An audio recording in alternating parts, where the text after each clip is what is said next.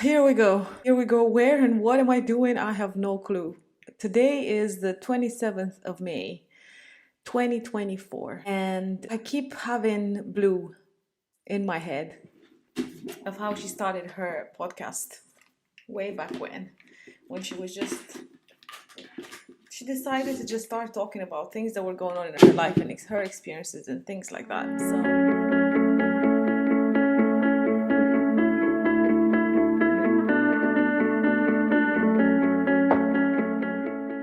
I keep thinking there are so many things that I know that I can share with the world in my own fashion because I get in my head about the way that I speak. I get in my head about the fact that English is not my first language. And even though I have been speaking English since, I don't know, I was like 8, 9 maybe, and I'm 38 now. So what's that? Nearly 30 years. Oh my God. So I initially started learning it at school as a second language. Oh my God. I am so gonna be all over the place with this. Where the heck do I start? Okay, I was talking about how I get in my head about English being my second language. So in that, I believe that my vocabulary is not as expanded because I seem to be using the same terms and the same ways of speaking, and I know that it doesn't matter. I know that if I have a message, it doesn't matter what words I use. It doesn't matter if they're very out in your face and very eloquent and whatever. The message is a message. It doesn't matter in which form it comes out. So with that, I thought, what about sitting in front of my laptop and talking about stuff to myself in the most ungodly fashion that I can think of? So right now, my view is outside a window. I'm going to keep getting distracted by it because I'm not going to look at myself in this thing. I'm going to keep looking outside and just talking about whatever the heck crosses my mind. So I guess I'll start with my life, my story, my old story. I recently made somewhat of a conscious decision not to talk about my story as much, my story or my stories, because there are so many that keep going round in circle in my head. And the more I know that the more I talk about it, the more I amplify them. So with that in mind, I'm still gonna share my story because who knows? There might be somebody watching this thinking, oh, this person is being a bit weird, but I resonate somewhat. So, as I said, English is not my first language, which means I'm from another country. I'm a foreigner, depending on how you look at things, because I always consider everybody from other countries to be foreigners, according to me, because I'm a Romanian. I am a Romanian person. What does that mean? I have no clue. I was born in that country and lived there for 22 years because when I was 22 I moved out of it with my then husband. Oh my God, I feel like I need to back this up so much. Talking about myself is such an interesting thing because I do love to talk and I do love to talk about myself, but I also feel like I go in different places. I digress. I can't focus on one line. So this is going to be my exercise to speaking and following a trail of thought. So, I was born in Romania to some parents that I know I chose before I got here into this world because of the things that I had to learn from them. Looking at it now, the things that I've had to work with within myself. Oh my God, I'm going on another tangent here. So, my mom is from a family of 4. So she's child number 3 or number 2. Holy shit balls, I don't know. Number 3. And she's taught me so many things about myself in my life. She is the person that I've learned cleaning. I love to clean. I've learned cleaning from her. I've also, oh my God, the thumbs up. I forget it does this.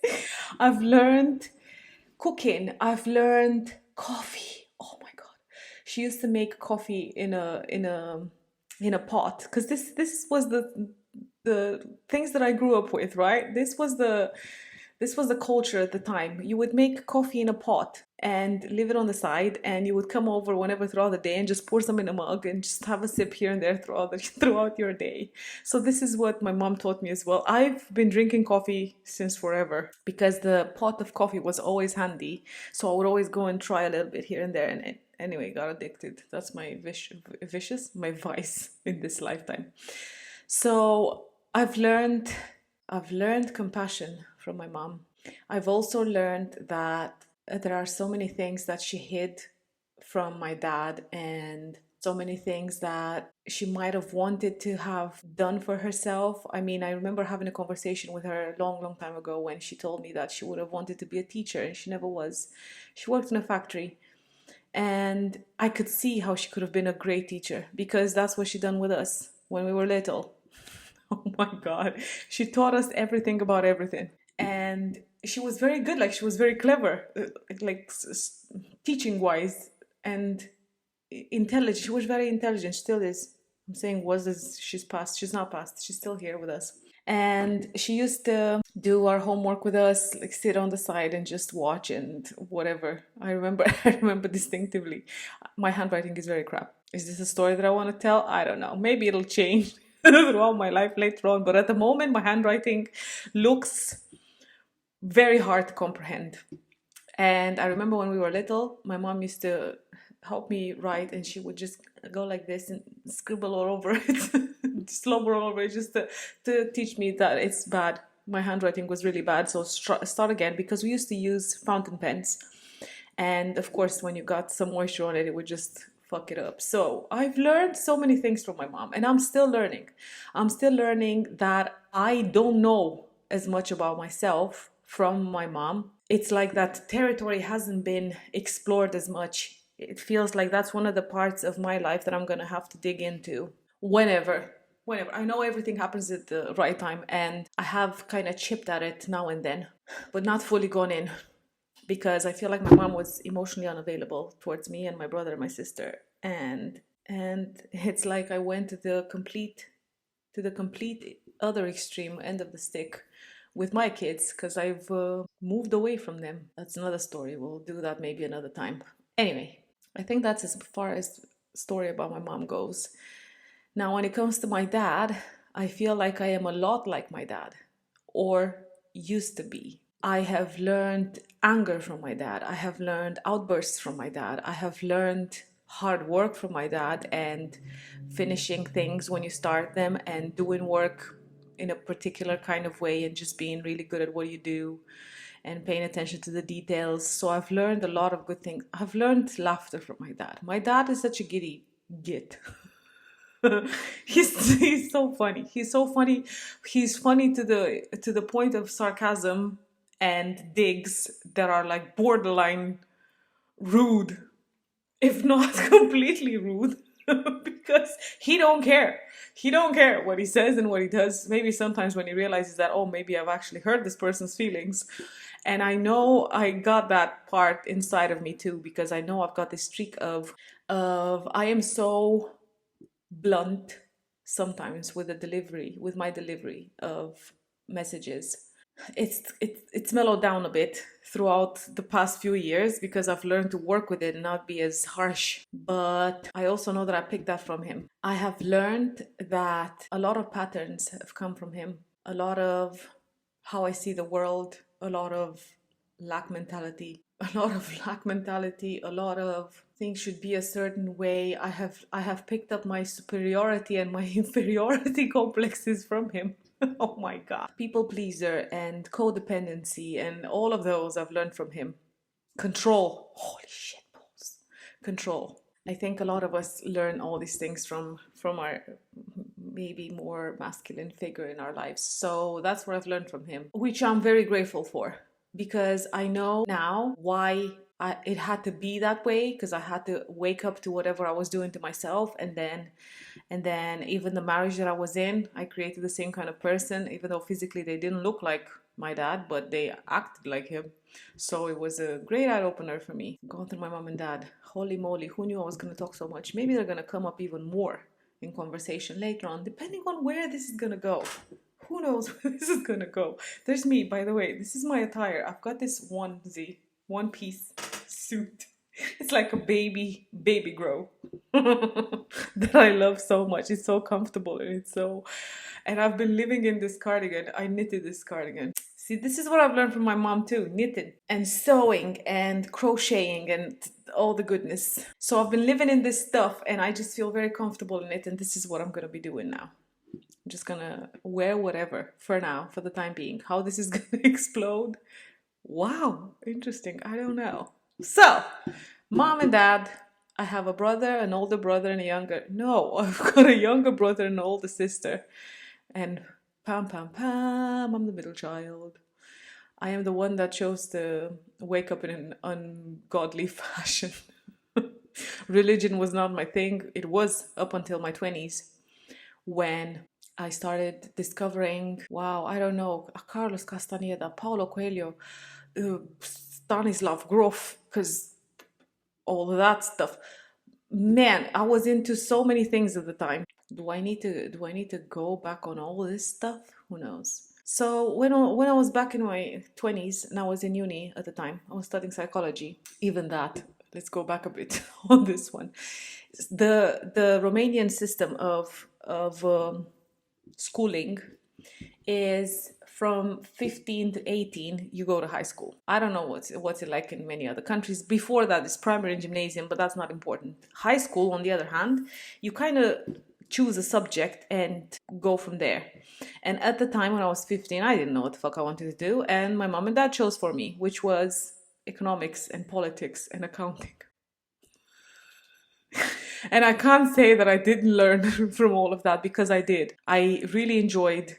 I don't know. There's something about the organizing and the boxes, because that's what it is. It's like it's plain and simple. This is it. Numbers are just numbers, and there's nothing about them. There's no up and down. There's no gray. It's just like black or white. So I kind of like that about that part, but I knew my heart wasn't in it. That wasn't something that I wanted to do throughout my life. So when I hit 18, I was like, I don't know what I want to do. Still don't know. And it's so strange hearing myself saying that now, bracket, because I know that my story right now still goes the same. I don't know what I'm doing and where I'm going and what I want to do with my life, which was that 18 years on. I still don't know what I want to do. A bit more. I've got a bit more clarity, but let's close the bracket with that one. I decided, let's give psychology a go. And then I signed up with this university, and all my friends from high school at the time were like, yeah, we knew you were going to do this. This is what sounds like you could be very good at. So year 2 of university, I started forming this group of friends. And we all watched The Secret and What the Bleep Do We Know, and got into all these books. We were all reading all crazy, whatever, Reiki. One of my friends done Reiki at the time. Silva Method Mind Control was really big in my group at the time. They all went and done it, and I never had the money to go. And that was one of my things at the time. Fear of missing out. All my friends are doing all this stuff, and I can't do it because I don't have money. That's the one story that I learned from my parents, by the way. Money just comes and goes really quickly. Like, you get money from work, you gotta work really hard. You get it, and then as soon as you get it, you gotta pay the bills, and that's it. It's all gone. And then you gotta work again until next payday and never have money. Basically, old story. That's changing. With my friends in uni, we used to. I can't even remember what I studied that much, to be honest, because the subjects weren't that important. It's more the connections that I made with my friends and with myself and what I've learned at the time. And I was waking up then. Only it got so much, and I didn't know what to do with the information. I thought I was just gonna get depressed, and oh my god, the world is nuts, and I don't know what to do with this. That I kind of stopped then. The one thing that stuck with me, oh my god, there was something I wanted to say about the university. Oh yeah, my neuropsychology or neuroscience, I don't know what the fuck it was called, teacher at the time. The one thing that I learned and stuck with me ever since from him was that he mentioned to us one day that he's never worked a day in his life. And I was like, nah, you're a teacher right now here, so you're obviously working. But then he went on to say that he enjoys his work so much that it doesn't feel like work. That has stuck with me all my life, because I'm like now searching the things that I really love doing that don't feel like work, you know? So too much was going on. Probably in year 2, in year 2 of university, I actually met my now ex-husband. So I was 21. Fuck me. Wow. I was 21 when I met him. Got married at 22, which looking back now is like fucking crazy. I had so many signs at the time that he was not my person. He was so not my person. And so many ring-a-ding bells. But I had so much conditioning that you kind of got to get married. And then my parents in the back of my head and breathing down on me, as you guys put it, of what are you going to do with this guy? Why is he coming over? Do you guys have any plans? And I was like, oh, sure, maybe we're going to get married. You know, my mom got married when she was 22. So I thought, okay, this is how life goes. Even though there was a voice inside of me telling me no. Every time I would do certain things, he would react in certain ways, and I'd be like, oh my God, why am I doing this to myself? But then keep going with it because, okay, this is normal. This is normal. This is normal. This is normal. So got married. And I interrupted all of that thing about waking up and going down that path of the spiritual. Even though around that time I stopped all this belief about church. And it was interesting because I remember working in this store and I read so much. I read so much. This was like a handbag. I love that place, to be honest. Just thinking about it now, it was really cool. It was to be like a really cute handbags and cute little clothes they were selling. And it was kind of quiet throughout the day because it was in an area of this mall that nobody kind of walked through. But anyway, and I used to read. I read probably the most at that time in that 1 year that I worked there. And that's when I kind of started switching my idea of what God is and what God does. And it's not necessarily the one that the church tells you about. And you're not going to go to hell if you read these things or if you believe these things. And it took, I don't know how and what switched in my brain that I decided every time I would have a fear like, oh my God, but I'm going to go to hell if I do this. I'd be like, hold on a minute, because God is not like so. So anyway, I wasn't 100% sure of my beliefs at the time, but still thought, I'm not going to keep believing that because there was something in me that knew that wasn't true. It wasn't true. All the Bible and church thing. By the way, Orthodox here. Going to church and standing throughout the whole thing. Horrendous. Anyway, there were some fun parts about the church, like Koliva. When people die, they make some sort of a mixture. Oh my God, this is such a side note. Anyway, so I got married at 22, and even though I had so many alarm bells of don't do it, don't do it, don't do it. But anyway, followed the path of the normal person. Blend in, fit in. Never mind what you want to do with your life. You gotta listen to what your parents are telling you. Still, I had that very much ingrained in my system. So ended up getting married. I know for sure. We got married in July of 2008. And then in October of the same year, we moved to the UK. We moved with the thought of, let's go to work there. You know, we each had a backpack and that was kind of it. And we worked in a care home for a very long time. We slowly bought a house, had a baby. I think we had the baby before we bought the house, to be honest. In the same year, 2011, we had our first child. And he was born in April. And then we bought a house in October. Yeah, on the same date, by the way. We flew to the UK on the 18th of October. I still remember that. It's just crazy. And then in 2011, on the 18th of October, we got the keys to the house. To our first house. So buy houses that need doing up and then sell them on. And I kind of went with it. Even now looking back at it, it seems like my tendency is to forget about what I want and go with what the person closest to me wants to do. In my case, my ex-husband, he wanted to buy houses, flip them and get another one and get another one. In the meantime, we had 2 more kids. We sold the first house, bought another one, and then on this other one, I told him, I don't want to move from here. At least 5 years. No, actually, I told him at least 10 years. I didn't want to move out of that house. Because 3 kids, doing houses up, living in dust all the time wasn't the funnest. And raising children and whatever else. So he was like, okay. Anyway, by this time, it was 2017. So at this point, I was a stay-at-home mom. I stopped working probably a year beforehand after I had my little girl. I just stopped working because I thought this is too much. I just want to stay at home and look after my kids. And of course, there's this whole debate of going to work and being a woman and staying at home and looking after your kids. And it's like such a lot of stuff on there. But anyway, I'm not going on that one. I decided to stay at home and just look after my kids and whatever. And at the same time, I thought that I was gonna die. Not that something was going on with me, but I remember thinking I hadn't read anything in a really long time. The only things, this fucking thumbs up, the only things that I was doing were going to school to drop my kids to school, coming back home, doing stuff around the house, cooking, cleaning, whatever, and then going picking up the kids from school, cooking some more, getting them ready for bed, putting them to bed, going to bed, waking up through the night to which one. My eldest is autistic, so he would wake up quite often, quite regular through the night.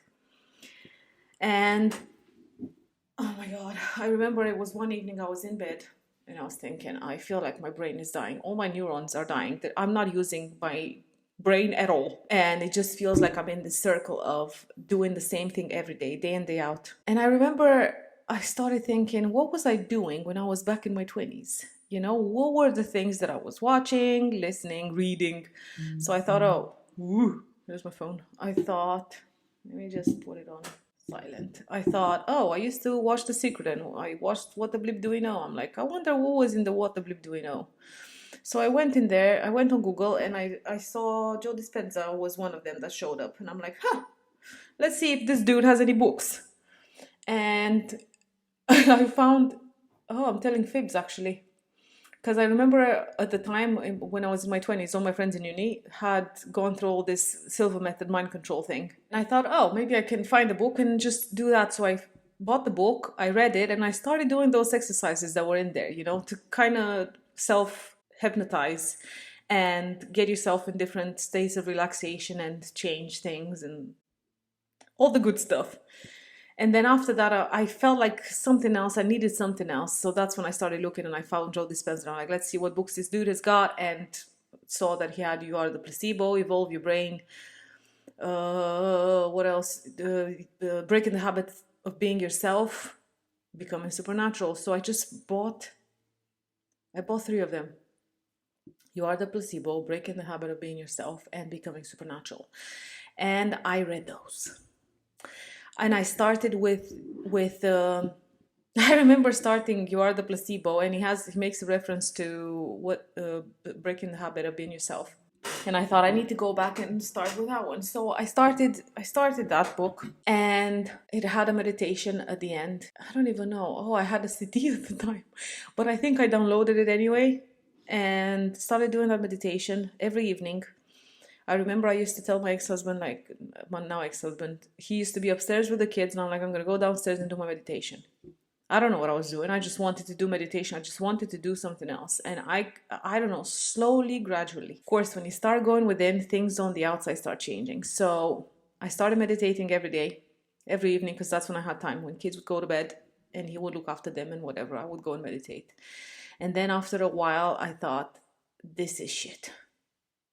I started realizing that I had all these patterns. I started realizing that I'm in a relationship that I don't want to be in, and I felt like I was dying inside and some more.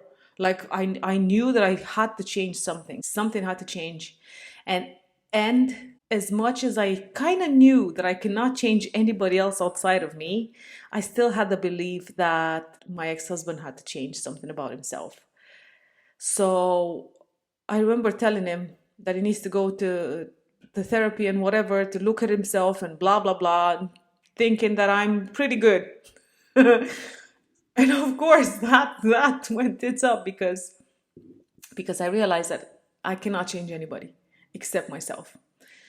And anyway, I had that insight way over later on through our life. But anyway, after a while, I think maybe after about 2 years of meditation and looking within and just making little changes here and there, standing up for myself because I don't hold anything against my ex-husband, by the way, now. But at the time, it was a thing of you're controlling. And I want to put my foot down and I want to stand up for myself and whatever. So I started doing those things and setting boundaries and stuff.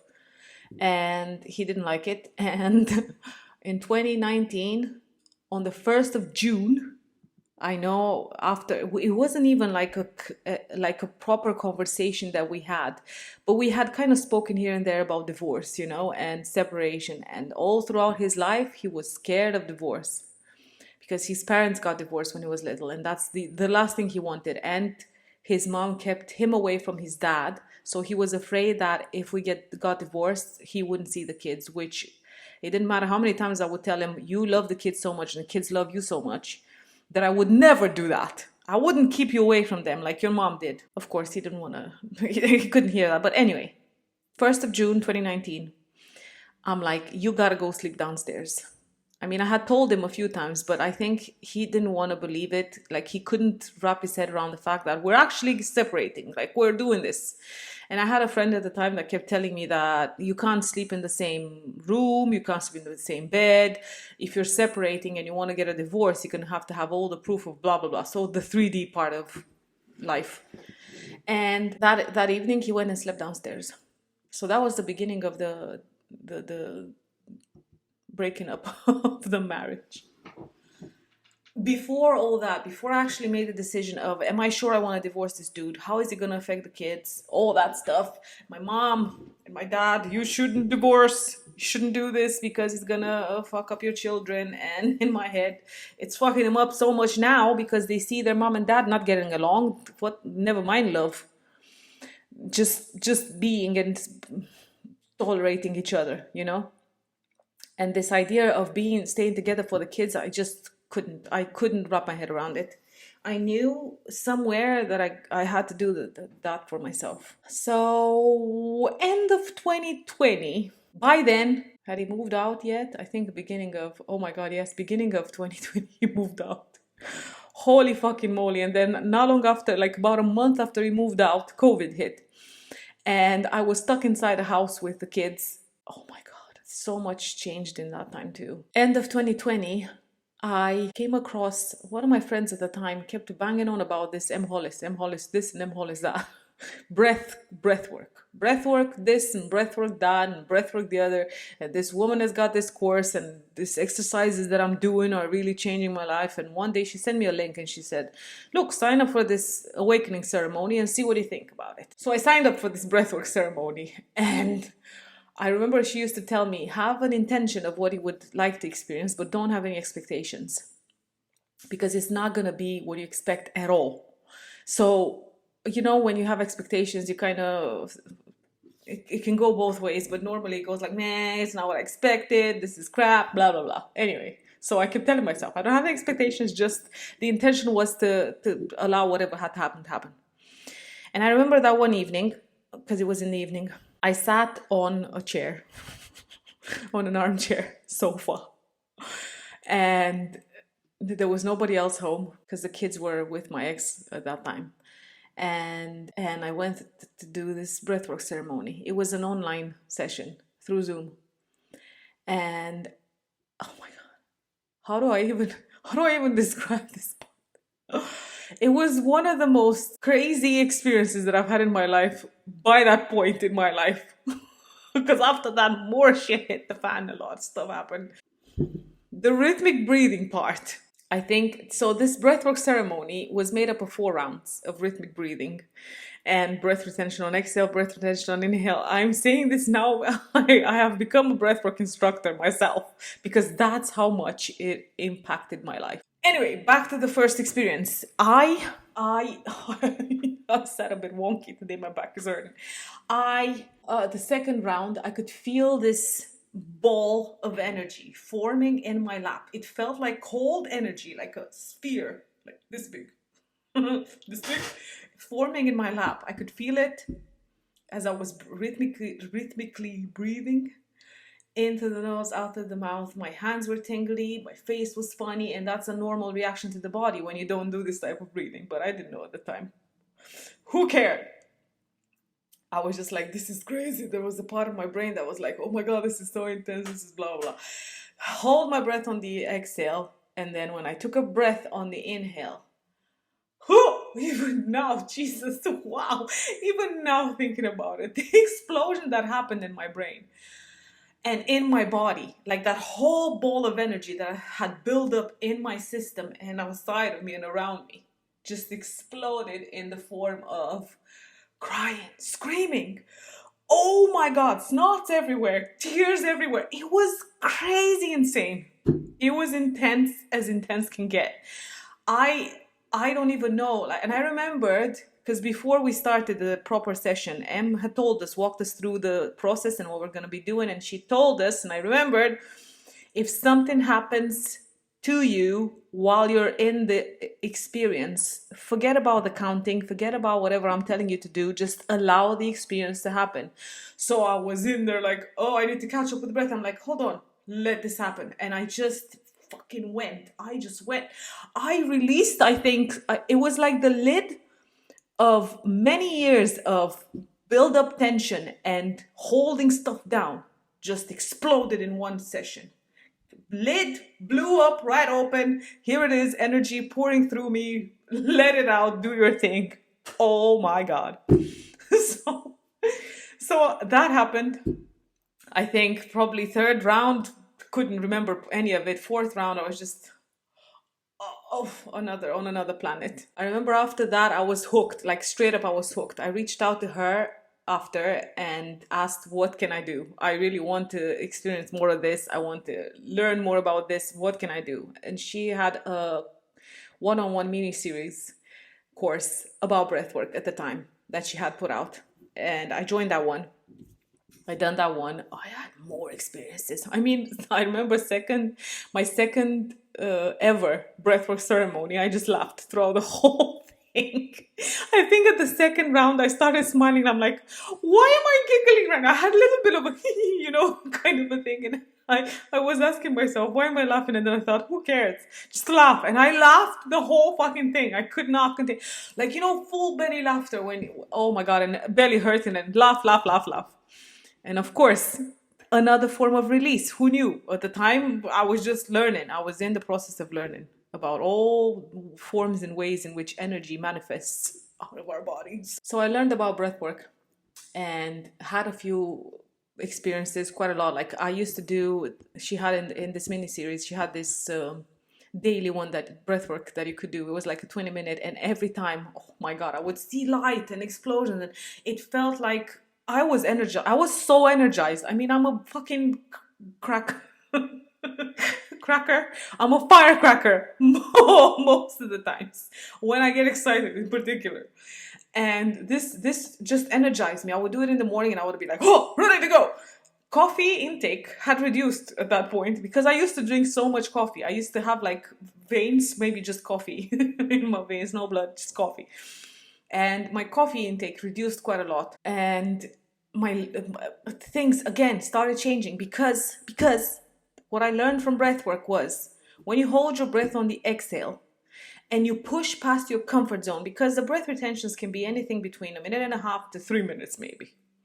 So when you want to breathe, and the whole process of it is to hold your breath a little bit over that first fear response that comes up and tells you gotta breathe because you're gonna die if you don't breathe. I have built that up in my breathwork practice and then transferred it to my day-to-day life.